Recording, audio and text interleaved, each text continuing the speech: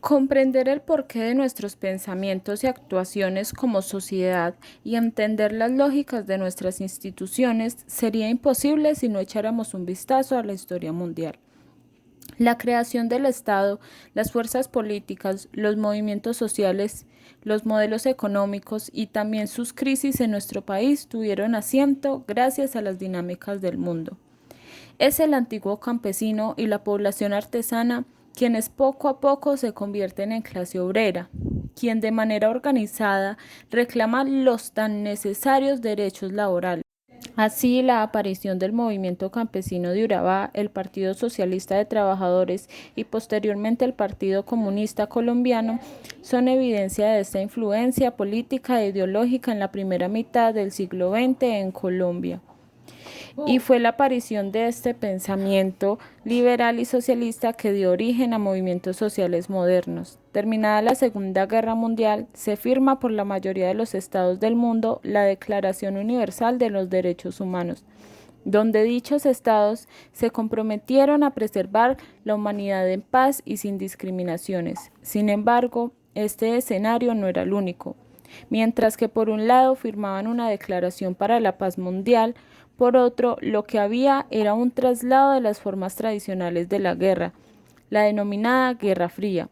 Según los registros, la mayoría de estas víctimas eran civiles y personas pertenecientes a grupos sociales, a los cuales se les vulneraba todo tipo de derecho por ser minorías cuantitativa o cualitativamente. Así, en las víctimas se sumaron comunidades tribales, negras, indígenas, gitanas, mujeres, niños, niñas y jóvenes. También se le sumaron a estas víctimas grupos de diversidades sexuales y grupos religiosos diferentes a los católicos. Son estos individuos y grupos quienes levantan la tercera revolución importante del siglo XX. Esta se caracterizaba por ser una revolución cultural pacífica, no violenta, antimilitarista y con la convicción que las prácticas políticas van más allá de los lineamientos ideológicos de los estados poderosos.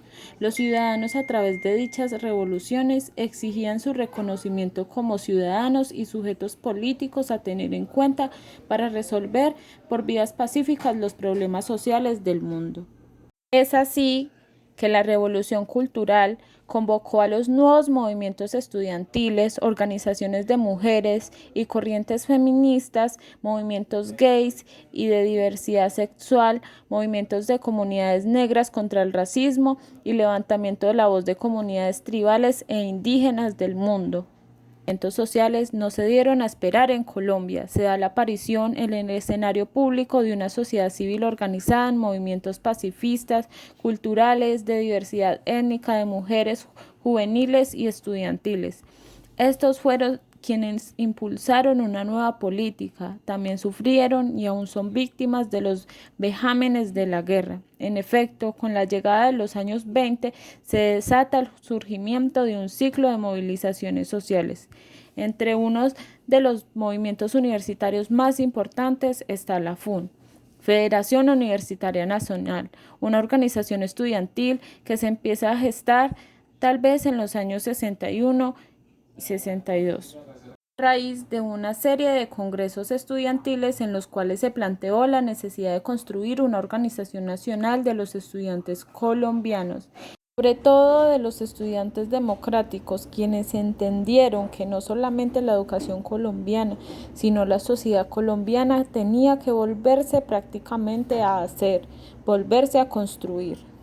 Indudablemente la Revolución cubana se constituyó para todos los estudiantes democráticos en el país en la inspiradora de toda organización y de todo movimiento que se gestó desde entonces.